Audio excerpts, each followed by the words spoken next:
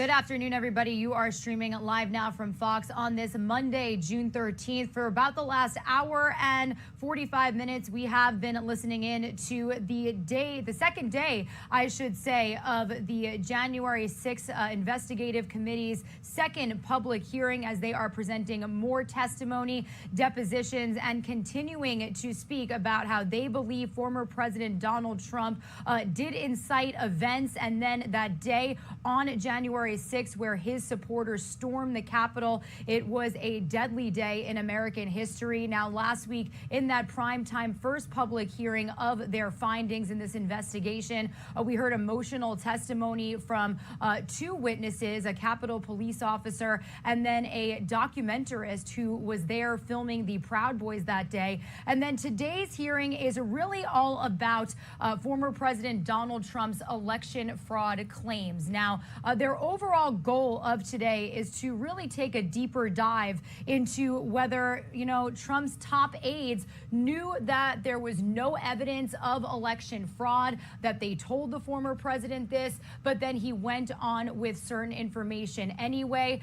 In some of these depositions and testimony that we've heard thus far, they basically said that we told the former president that this is what was happening, that there was no evidence of election fraud, but he chose not to believe us, chose not to listen, and continued to make appearances on the media, to make his own really just thoughts public about how this election was overturned, the 2020 election. So to kind of weigh in on what we've seen thus far in part one, they are in a quick 10-minute recess. We are going to welcome back onto the show Elizabeth Wydra. She is a legal analyst and president of the Constitutional Accountability Center. Elizabeth, thank you so much for joining us once again. We've been showing our viewers the second hearing of the January 6th Investigative Committee's findings. Again, today, all about whether or not Trump's top aides confirmed that there was no election fraud, that they told the former president this, but then he went forward with other information. Do you feel that the committee has made their case thus far? What are your thoughts after seeing this last couple of hours?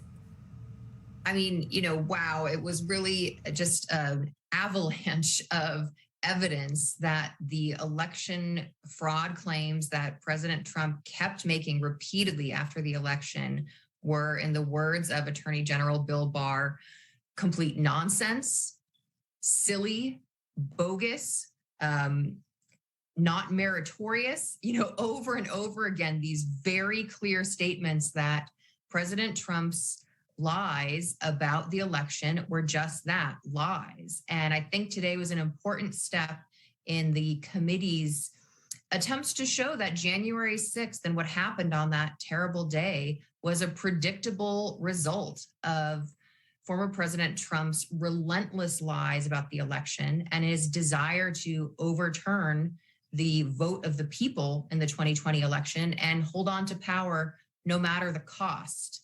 I think another powerful aspect of this morning's hearings were really just the contrast between the testimony that was presented by the in-person witness Starwalter, the taped depositions from Bill Stepien and others, and Bill Barr, where they seemed to have a grasp on the facts, seemed reasonable, and then the somewhat unhinged, frankly, statements that we saw from Rudy Giuliani and even President Trump when they showed his clips from the shows talking about these conspiracy theories that his own lawyers were telling him, were absolutely bogus. And so, on the one hand, using the words of Bill Stepien, you had quote unquote team normal, who were people saying, look, we election, we worked really hard for you, Mr. Trump, but we just lost the vote. And what you're going out and saying about fraud is just completely wrong. We're going to lose in the courts. We are losing in the courts.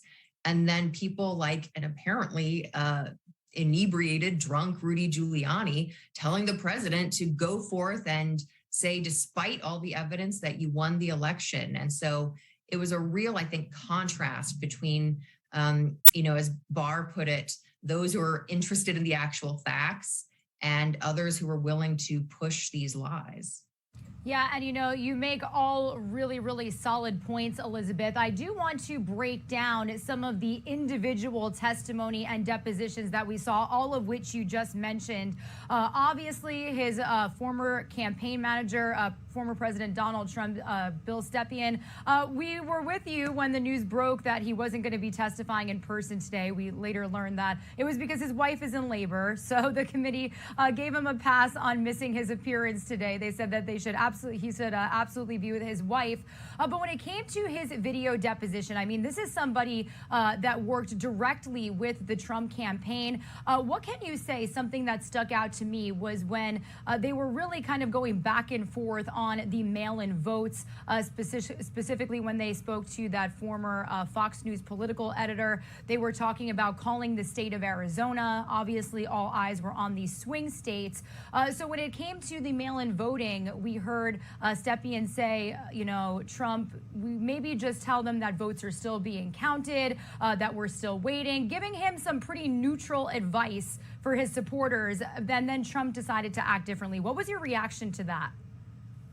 Yeah, I think it's, again, the narrative that the story that the committee is putting out there is, a story told by Trump's allies. These are not, Democratic strategists saying, no, the vote didn't go your way. This is Trump's campaign manager saying, look, let's at least just say it's too early to call things. Let's not go out there and say something that's clearly unsupported by the numbers.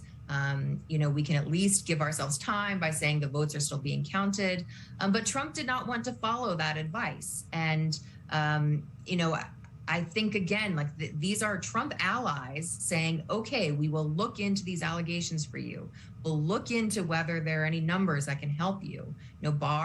Attorney General Barr said that he went and would look at these claims to see if any of them had any validity, and they simply did not. This is Trump's own team coming to grips with the fact that he lost the election. And what you're hearing from them is that Trump, even if he knew it, refused to acknowledge it and just continued the lie that he had actually won the election when everyone around him told him that he had not.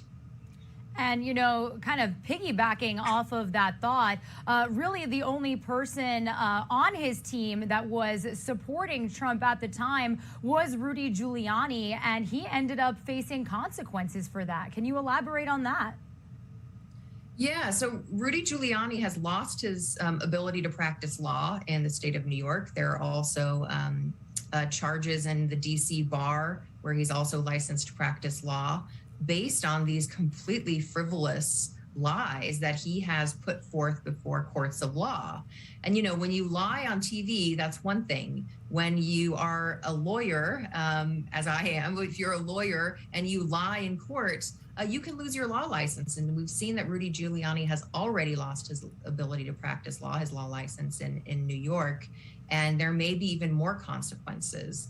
And I think as this testimony comes out, it certainly makes him look even worse. And it was very embarrassing. But it's not just an embarrassment. It's a real travesty for this nation to have, folks who are willing to peddle these lies. And, it seemed like Trump just went from person to person until he got the answer that he wanted. Someone who was willing to come out and say these things in court or on television. And that is a travesty in what we ultimately saw happening on January 6th. The culmination of this, which this is just one part of the story that the committee will be telling, but knowing how it ends on January 6th, and that's not even the end. There's still folks who are affiliated with the big lie who are seeking public office. President Trump might continue to seek public office and run for president again in 2024. So it didn't just end on January 6th. This is something that is an ongoing concern. But the testimony this morning was really, really damning for any plausible articulation of election fraud claims. I think, Bill Barr perhaps said it best: bogus and completely silly. Yeah, and also saying that he basically told Trump that he was out of touch with reality if he was going to continue believing all of these allegations. So, like you said several times, very powerful words coming from some of these depositions. It does look like we've got the committee sitting back down to get started with part 2 of the testimony. So, Elizabeth, we thank you so much for coming on with us, evaluating what we've already seen. We really appreciate your insight, and we hope you have a great day. Thank you, you too.